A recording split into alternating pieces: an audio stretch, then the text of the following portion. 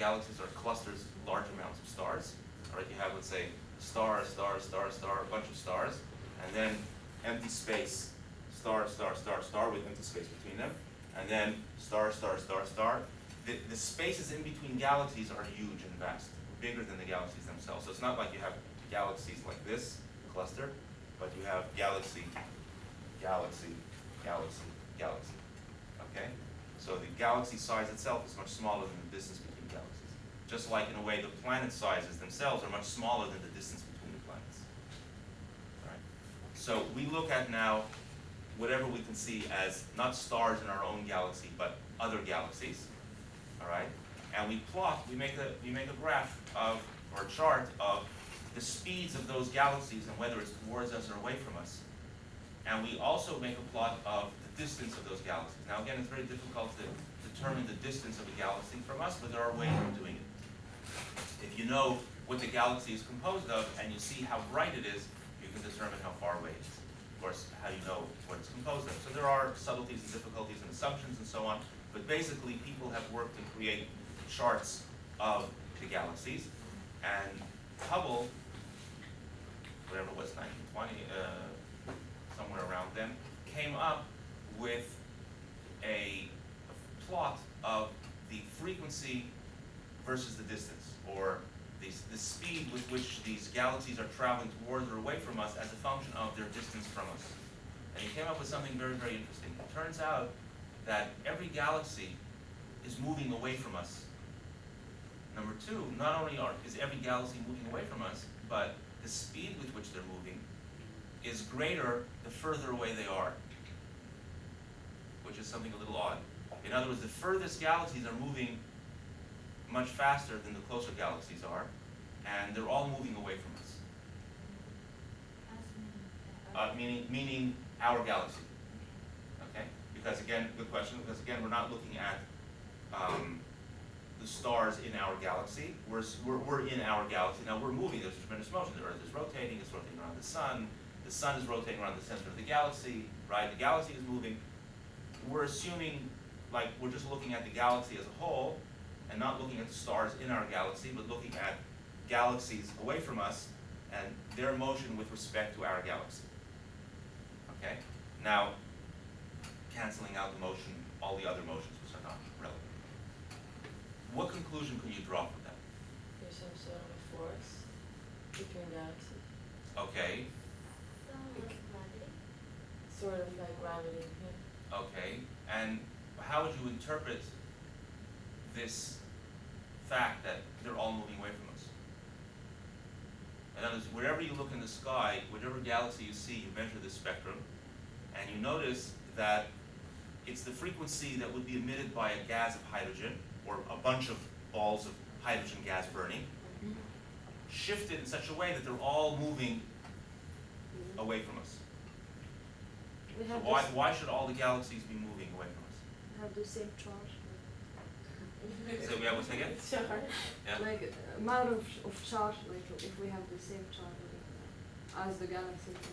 Okay, so there's some like electrical repulsion or Yeah, something? like electron. Okay, so, magnetic but the charge. question is, okay, so what you're talking about now is a mechanism, gravity, some force, electric charge, a mechanism which would repel. But the question is, why is our galaxy so special that all the other galaxies are being pushed away from it? What? We have life, okay. So we don't know, maybe the other ones don't have life. So maybe galaxies which have life repel all other galaxies. So that would be a new law of nature. I mean, could be. Could be. Could be. What else might be? Would that have something to do with the Big Bang theory? That Well, let's say just in terms of things that we know. Let's say. that somehow like they're all in a motion? But why should there be? Motion that they, Okay, but then that would mean that the Big Bang happened in our galaxy or something, somehow.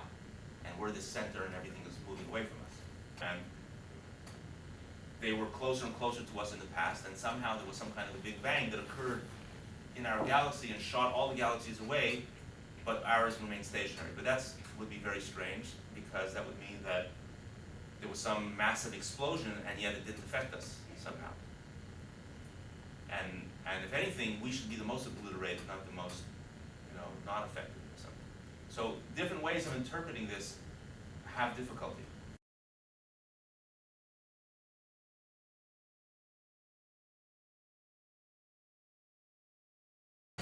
Well, that's just what it would seem to us, from observing this at the point that we're at, it would seem that. Okay. Not necessarily that we're at the center.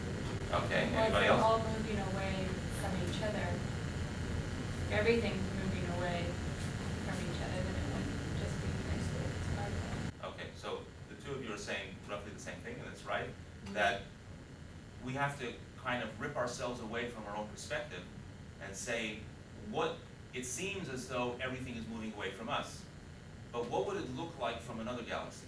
Would they also view the same thing? Would they also come to the same conclusion, everything is moving away from them?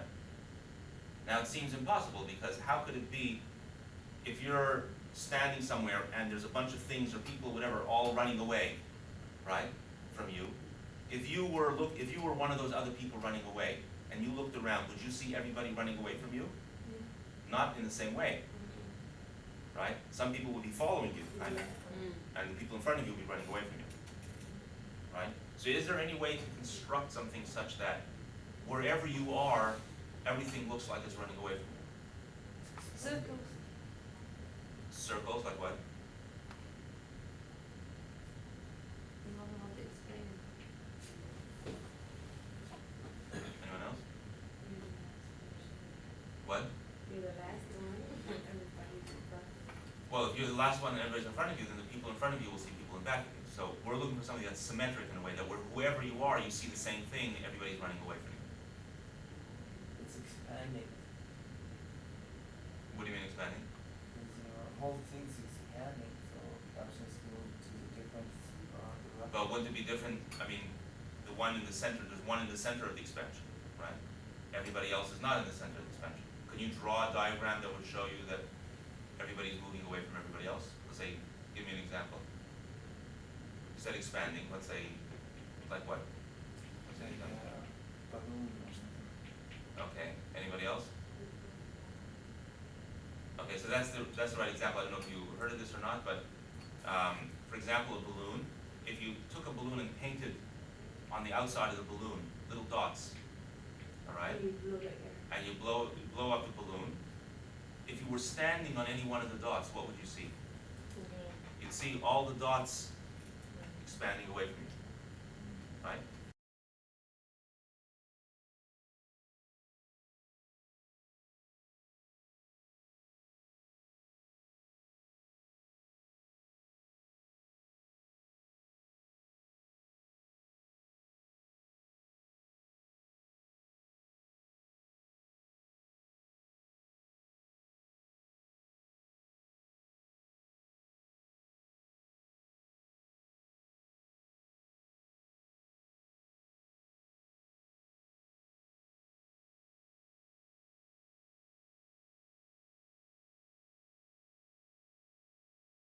Imagine you're on this balloon, all right, and there's dots equally spaced.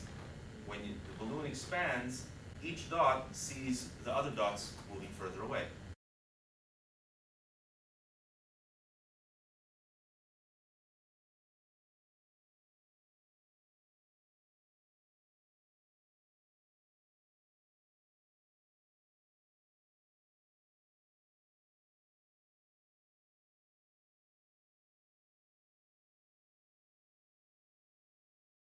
In the sense that wherever you went, you couldn't go very far without coming back to where you started from.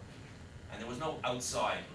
It wasn't you said, oh, I'm confined in a small universe. There's nothing outside, just like now there's nothing outside the universe. Just that where you could go was much more limited. It's similar, analogous in a sense to going around the world. You come back to where you started from, but when you're going around the world, you know you can go inside the planet, you can go out of the planet, right? You don't have to be only on the surface. Only if you stick on the surface, you come back to where you started from. If you go in a straight line away from the surface, you don't. What this model is telling you, that no matter which direction you went, off the surface, on the surface, you'd come back to where you started from, because space itself is limited. The amount of space is limited.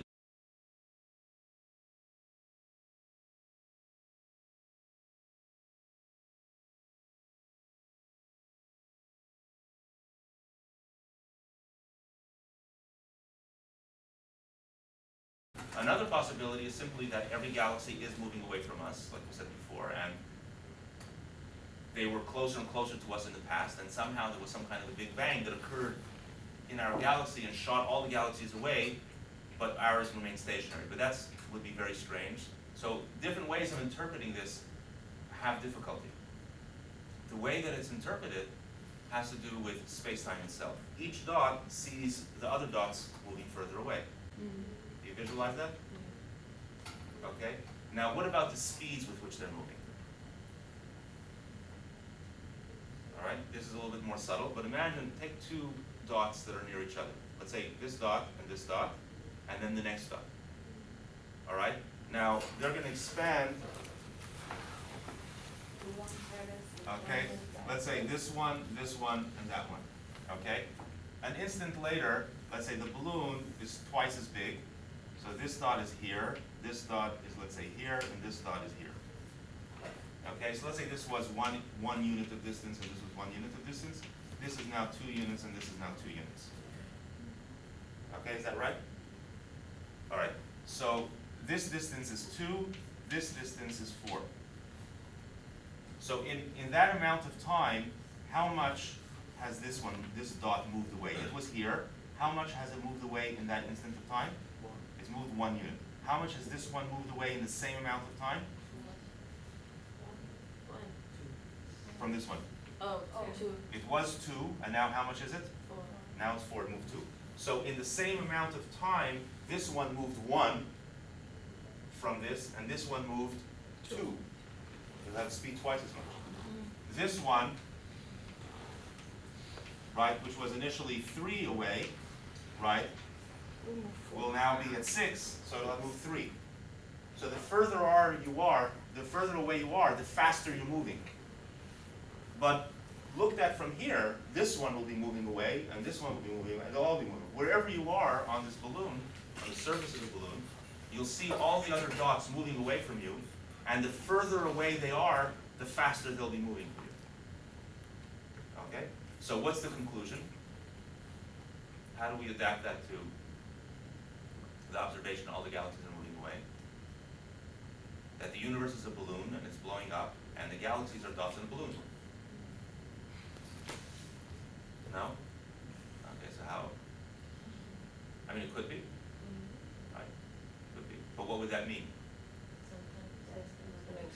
First of all, who's blowing it up, right? Who painted the dots? Like,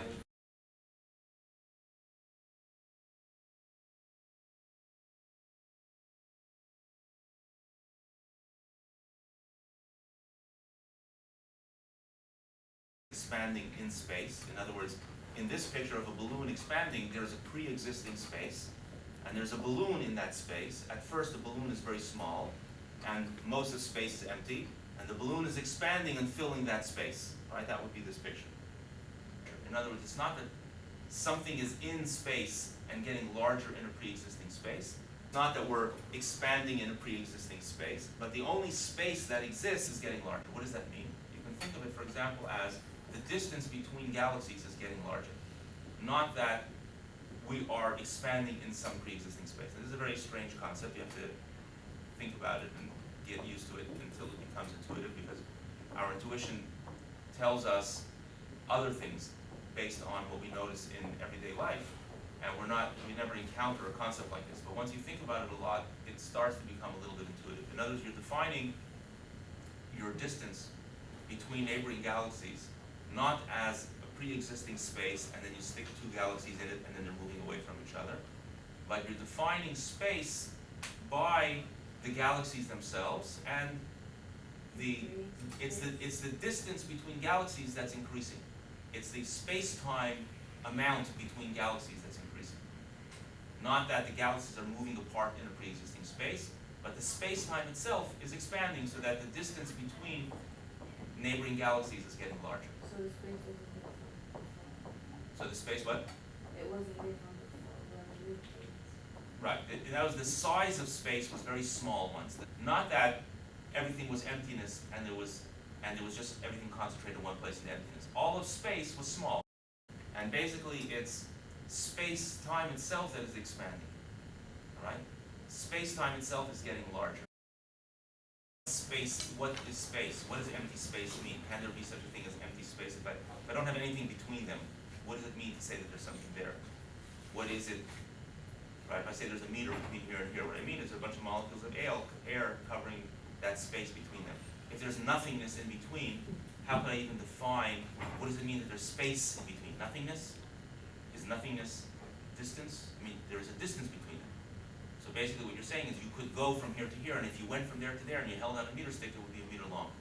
So there's obviously, there had to be somebody there. When there's nothing there, nobody there, could you define the distance between them? What is, there are a lot of subtleties in defining what is nothingness. Can there be nothingness? So it's obviously not exactly nothingness between let's say, galaxies.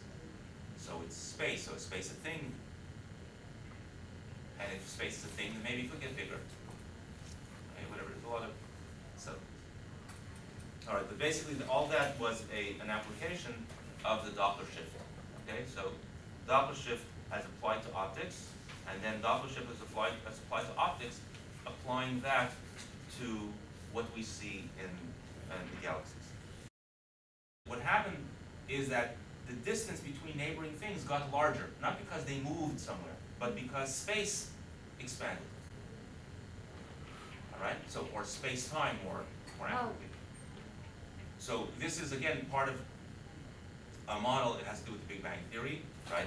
But basically, the interpretation is if things are getting further away as time goes along, then obviously they were less far away earlier, and less far away even earlier, and less far away from each other even earlier. So there must have been some time when they were all very close together, and then space-time was very, very small. And then obviously something must have happened that caused them to explode out from each other, so to speak. But it's not exploding out from each other like there's a center, but they all moving away from each other, and because space is getting bigger in between them. All right, and we call that the Big Bang.